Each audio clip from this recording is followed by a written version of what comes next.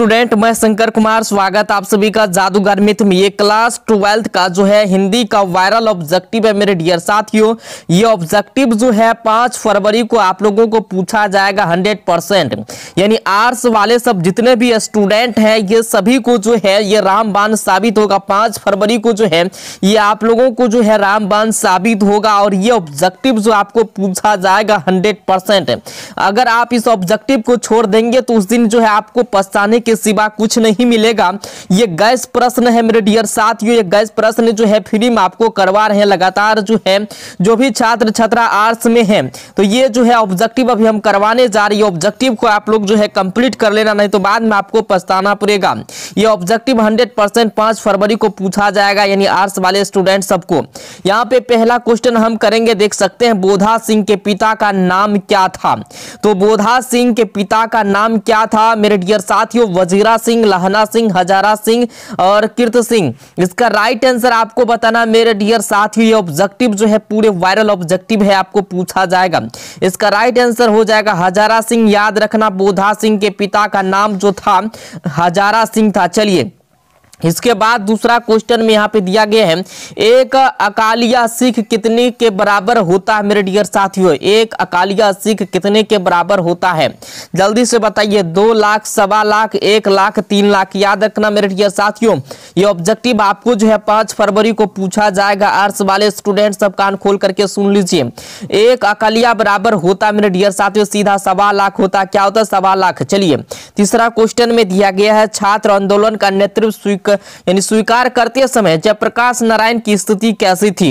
यानी छात्र आंदोलन का नेतृत्व स्वीकार करते समय जो है जयप्रकाश नारायण की स्थिति कैसी थी? बुढ़ापा और बीमारी, पूर्ण स्वस्थ, युवक, जर्जर। बताइए कैसा उसका जो स्थिति था मेरे डियर साथियों। 3 का जो राइट आंसर होगा बुढ़ापा और बीमारी। ऑप्शन बिल्कुल जो है ए राइट आंसर हो जाएगा इसका। ये ऑब्जेक्टिव आपको 5 फरवरी को पूछा जाएगा 100%। इसके बाद क्वेश्चन नंबर 4 में दिया है, दल विहीन लोकतंत्र किसका मूल उद्देश्य है? यहाँ मार्क्सवाद तथा लेनिनवाद, प्रगतिवाद, पूंजीवाद, साम्यवाद। इसका राइट आंसर आपको बताना मेरे डियर साथियों। दल विहीन लोकतंत्र किसका मूल्य उद्देश्य है? तो 4 का राइट आंसर हो जाएगा मार्क्सवाद तथा लेनिनवाद। ऑप्शन इसका जो है ए राइट आंसर हो जाएगा।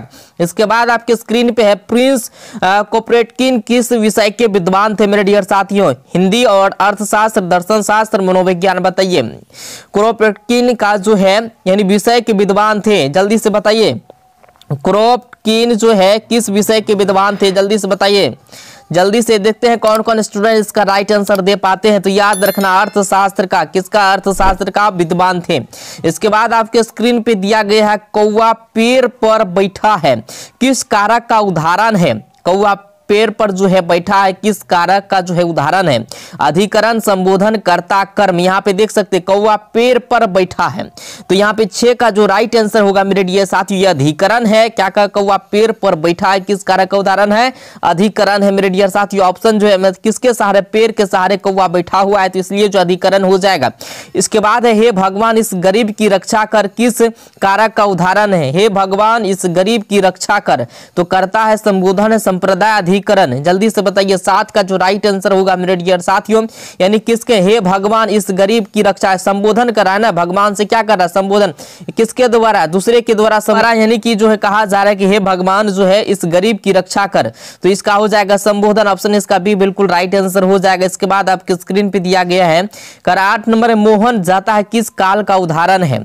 मोहन जाता है किस काल का उदाहरण है? वर्तमान काल का, भूतकाल का, भविष्यत काल का, पूर्ण भूतकाल का। इसका राइट आंसर आपको बताना मेरे डियर। मोहन जाता है किस काल का उदाहरण है?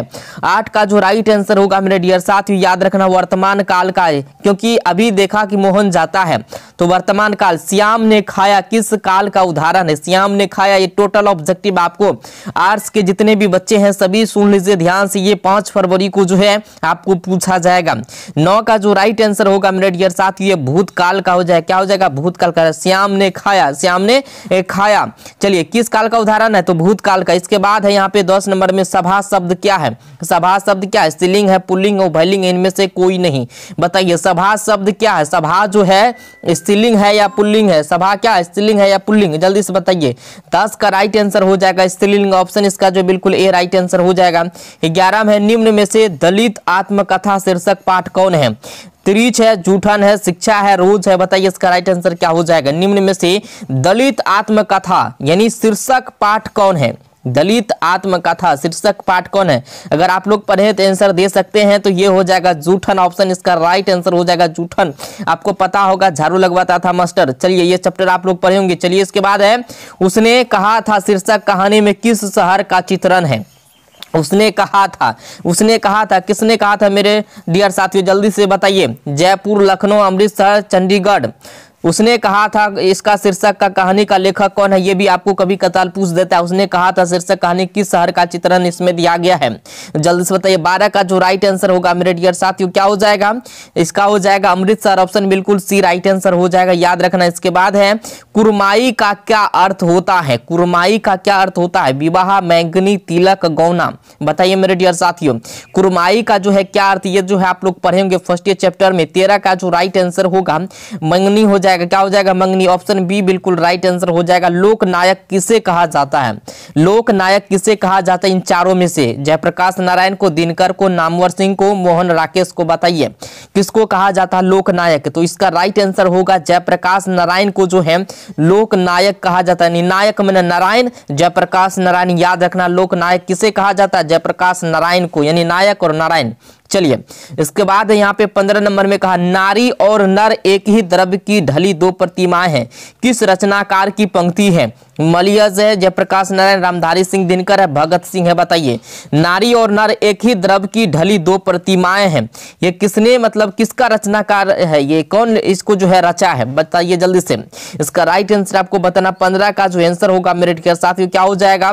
रामधारी सिंह दिनकर। रामधारी सिंह दिनकर जो है नारी और नर एक ही द्रव्य की ढली दो प्रतिमाएं, उन्हीं ने जो है रचनाकार का ये पंक्ति लिखा है। चलिए इसके बाद यहाँ पे ओ सदानीरा शीर्षक पाठ का संबंध किस विधा से है? उपन्यास है, कहानी है, नाटक है, निबंध है। बताइए इसका राइट आंसर। ओ सदानीरा शीर्षक पाठ का संबंध किस विधा से है? क्या कहानी है, नाटक है, उपन्यास है, निबंध है? बताइए 16 का जो राइट आंसर होगा ये निबंध है मेरे डियर साथियों। सदानेरा क्या निबंध है, याद रखना। ये सब ऑब्जेक्टिव 5 फरवरी को आप लोगों को पूछा जाएगा। इसके बाद चोर यानी आप क्या कहा, चौर कैसे ताल है? चौर जो है कैसे ताल है? उथले, चौरे, गहरे, इसके बाद लबालब। बताइए इसका राइट आंसर क्या होगा? 17 का आंसर जो होगा मेरे डियर साथियों क्या हो जाएगा? उथले हो जाएगा। यानी चौर कैसे ताल है तो उथले। ऑप्शन इसका जो है ए राइट आंसर हो जाएगा। रामपुरवा कहाँ है? रामपुरवा कहाँ मेरे डियर? भितिहरवा के पास, नवगछिया के पास, सिमरिया के पास, देहरादून के पास। बताइए तो याद रखना रामपुरवा कहाँ है? तो 18 का जो राइट आंसर होगा भितिहरवा के पास। रामपुरवा तो भितिहरवा, तो याद रखना ऑप्शन इसका जो ए राइट आंसर हो जाएगा। ये टोटल ऑब्जेक्टिव आप लोगों को पूछा जाएगा 5 फरवरी को, याद रखना। आर्ट्स वाले सब जितने भी छात्र छात्रा हैं। गंडक नदी का जल सदियों से कैसा रहा? गंडक नदी का जल सदियों से कैसा रहा मेरे डियर? चंचल रहा, शांत रहा, ठंडा रहा, गर्म रहा? बताइए गंडक नदी का जल जो है सदियों से कैसा रहा? 19 का जो राइट आंसर हो जाएगा ठंडा रहा। क्या हो जाएगा? ठंडा रहा। ऑप्शन इसका सी बिल्कुल राइट आंसर हो जाएगा। 5 फरवरी को आर्ट्स के जितने भी बच्चा है इसको जो है पूरा एकदम खा जाना है। सिपाही की मां निम्नांकित में से कौन है? बताइए बिस्नी, मुन्नी, चुन्नी, इसके बाद कुंती। इसका राइट आंसर आपको बताना। सिपाही की मां जो है निम्नांकित में से कौन है? इनमें से चुनिए कौन उसका जो है सिपाही का मां है। तो 20 का जो राइट आंसर होगा मेरे डियर साथियों बिस्नी हो जाएगा। ऑप्शन बिल्कुल ए राइट आंसर हो जाएगा। चलिए जल शब्द क्या है? जल शब्द क्या है? पुल्लिंग है, स्त्रीलिंग, उभयलिंग है? इनमें से कोई नहीं। बताइए जल जो शब्द है कौन सा, स्त्रीलिंग है या पुल्लिंग है? जल क्या है, स्त्रीलिंग है पुल्लिंग? तो पुल्लिंग है। क्या है? पुल्लिंग। 21 का जो राइट आंसर हो जाएगा मेरे डियर साथियों क्या हो जाएगा? ए बिल्कुल राइट आंसर हो जाएगा। इसके बाद है देवता शब्द क्या है? देवता शब्द जो है क्या मेरे डियर साथियों? 22 का आपको बताना राइट आंसर। देवता जो है पुल्लिंग है। ऑप्शन बिल्कुल ए राइट आंसर हो जाए। श्रद्धा, श्रद्धा शब्द का विलोम क्या है? श्रद्धा शब्द का विलोम ईर्ष्या, घृणा, वात्सल्य, भक्ति। विलोम पूछ रहा, विलोम का मतलब उल्टा होता है। श्रद्धा का सीधा उल्टा कर दीजिए, यह क्या हो जाएगा? श्रद्धा का उल्टा क्या हो जाएगा? बताइए। 23 का जो राइट आंसर होगा मेरे डियर साथियों घृणा हो जाएगा। ऑप्शन इसका बिल्कुल बी राइट आंसर हो जाएगा। इसके बाद है वार्तालाप शब्द का संधि विच्छेद क्या है? वार्ता जो आलाप, वर्ता जोर लाप, वात जोर अलाप, वतः जोर लाप। बताइए इसका संधि विच्छेद आप लोग किए होंगे, बचपन में भी संधि विच्छेद पढ़े होंगे। 24 का जो राइट आंसर होगा मेरे डियर साथियों क्या हो जाएगा, जल्दी से बताइए। वर्ता जोर अलाप हो जाएगा। क्या हो रहा है, वर्तालाप। आप अलाप आ रहा है ना, तो वर्ता जोर अलाप ऑप्शन इसका जो है ए बिल्कुल राइट आंसर हो जाएगा। सभी को 5 फरवरी को ये ऑब्जेक्टिव जो है रामबाण साबित होगा। चलिए 25 में दिया गया सदवानी शब्द का संधि विच्छेद क्या है। सदवानी शब्द का संधि विच्छेद सत जोर वाणी, सत जोर वाणी, सदा जोर वाणी, सत्य जोर वाणी। बताइए इसका राइट आंसर आपको बताना। 25 का क्या हो जाएगा मेरे डियर साथियों, जल्दी से बताइए। सत जोर वाणी, सदवानी क्या हो जाएगा, सत जोर वाणी। सौ तो हलंत वाक नौदर्गी का तो सत जोर वाणी हो जाएगा। चलिए इसके बाद है नयन शब्द का संधि विच्छेद क्या है। संधि विच्छेद आपको कम से कम 10 गो पूछ ही देता है हर एक साल, तो ये जो है संधि विच्छेद आपका स्ट्रांग होना चाहिए, नहीं तो 10 नंबर उड़ जाएगा। नयन शब्द का संधि विच्छेद क्या है, जल्दी से बताइए। ने जोर यन, नय जोर अन, इसके बाद ने जोर यन, नय जोर अन। बताइए इसका राइट आंसर क्या हो जाएगा, नय जोर न, तो क्या हो जाएगा जल्दी से बताइए। नयन शब्द का संधि विच्छेद, तो संधि विच्छेद जो है आप लोग पढ़े होंगे व्याकरण में, ये सब टोटल दिया हुआ रहता है। तो 26 का राइट जो आंसर होगा मेरे डियर साथियों ने जोर अन हो जाएगा, नयन हो जाएगा। ऑप्शन बिल्कुल बी राइट आंसर हो जाएगा। ये ऑब्जेक्टिव आपको जो है रामबाण साबित होगा 5 फरवरी को। करुणा शब्द का विशेषण क्या है, करुणा शब्द का विशेषण पूछ रहा है।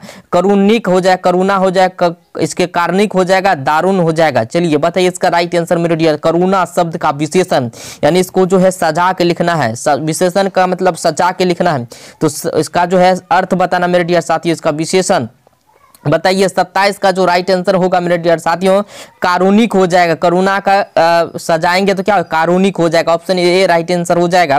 28 में है जड़ शब्द का विलोम क्या है। जड़ शब्द का विलोम क्या है, जन्म है, चेतन है, जंगम है, नश्वर है। बताइए जड़ जो होता है, जड़ वृक्ष का जड़ समझ लो, शब्द का विलोम क्या होगा, जल्दी से बताइए मेरे डियर साथियों जल्दी से। 28 का जो राइट आंसर होगा आप लोगों का क्या हो जाएगा, चेतन हो। जड़ में चेतन होता है, क्या होता है, चेतन। विलोम हो जाएगा उसका, जड़ का चेतन क्या होता है, चेतन का जड़, जड़ का चेतन। याद रखना, कभी चेतन दे देगा कभी जड़ दे देगा। इसके बाद इसका राइट आंसर हो जाएगा भी चेतन ही होगा। बहुत बच्चा क्या करता है जन्म में दे देता है, जन्म नहीं होगा। चलिए खंडन शब्द का विलोम क्या होगा। खंडन शब्द का विलोम टुकड़े करना, तोड़ना, मंडन, खंडित करना। बताइए खंडन शब्द का विलोम, उसका खंडन का उल्टा क्या होता है, उल्टा कर देना, सिर्फ उल्टा करना आपको। 29 का राइट आंसर हो जाएगा, क्या हो जाएगा, खंडन का शब्द का जो मतलब होता है क्या होता है, टुकड़ा करना। क्या होता है, टुकड़ा करना। चलिए इसके बाद यहाँ पे दिया गया है दया शब्द का कौन सा संज्ञा है। दया शब्द कौन संज्ञा मेरे डियर साथियों, बताइए। जातिवाचक, व्यक्तिवाचक, बहुवाचक, समूहवाचक। इसका राइट आंसर आपको बताना। 30 का जो राइट आंसर होगा मेरे डियर साथियों क्या हो जाएगा, भववाचक हो जाएगा। यानी दया शब्द कौन संज्ञा है, भववाचक। इसके बाद है यहाँ पे प्रगीत और समाज के लेखक का नाम क्या है। बताइए मलियज है, ओम प्रकाश वाल्मीकि है, नामवर सिंह है, जय कृष्ण मूर्ति है। इसका राइट आंसर आपको बताना। 31 का क्या हो जाएगा मेरे ढेर साथियों, जल्दी से बताइए। नामवर सिंह हो जाएगा। क्या हो जाएगा, प्रगीत और समाज के लेखक का नाम क्या है, नामवर सिंह। नामवर सिंह हो जाएगा। उसके बाद है उदय प्रकाश की रचना का नाम क्या है। उदय प्रकाश की रचना का नाम क्या है, शिक्षा है, त्रिच है, जूठन है, प्रगीत और समाज है। इसका राइट आंसर आपको बताना मेरे डियर साथी। उदय प्रकाश की रचना का नाम क्या है। तो 32 का जो आंसर होगा त्रिच हो जाएगा, ऑप्शन बी बिल्कुल राइट आंसर हो जाएगा। 33 में दिया गया नामवर सिंह का आलोचनात्मक निबंध कौन है। अर्धनारीश्वर, बातचीत, ओ सदानेरा, प्रगीत और समाज। नामवर सिंह यहाँ पे क्या पूछा, नामवर सिंह का आलोचनात्मक निबंध, इनमें से चुनना है आपको। 33 का जो राइट आंसर होगा तो प्रगीत और समाज हो जाएगा। क्या हो जाएगा, प्रगीत और समाज। चलिए इसके बाद आपके स्क्रीन पे है जयप्रकाश नारायण की रचना का नाम क्या है। जयप्रकाश नारायण की रचना का नाम क्या मेरे डियर साथियों, जल्दी से बताइए। इसका 34 का त्रिच है, जूठन है, संपूर्ण क्रांति है, शिक्षा है। जयप्रकाश नारायण की रचना का नाम क्या है, बताइए जल्दी से। 34 का जो राइट आंसर होगा मेरे डियर साथियों संपूर्ण क्रांति। जयप्रकाश नारायण की रचना का नाम क्या, संपूर्ण क्रांति। ऑप्शन जो है इसका सी बिल्कुल राइट आंसर हो जाएगा। 35 में दिया जयशंकर प्रसाद की रचना कौन है। जयशंकर प्रसाद का रचना इनमें से कौन है? तुमुल कोल्हाल कलह में ऊषा छप्पा गाँव का घर, बताइए। तो जयशंकर प्रसाद की रचना का जो है इसमें से कौन है, जल्दी से बताइए। 35 का जो राइट आंसर होगा वो आपका हो जाएगा तुमुल कुल्हाल कलह में, ऑप्शन ए राइट आंसर हो जाएगा। ये 5 फरवरी को ये ऑब्जेक्टिव आपको 100% पूछा जाएगा। चंद्रधर शर्मा गुलेरी की कितनी कहानियां हैं? चंद्रधर शर्मा गुलेरी की कितनी कहानियां हैं? 3 है, 10 है, 50 है, 100 है, बताइए इसका राइट आंसर। 36 का आंसर आपको बताना मेरे डियर साथियों। तो ये 3 है, कितने कहानियां हैं? 3 कहानियां हैं।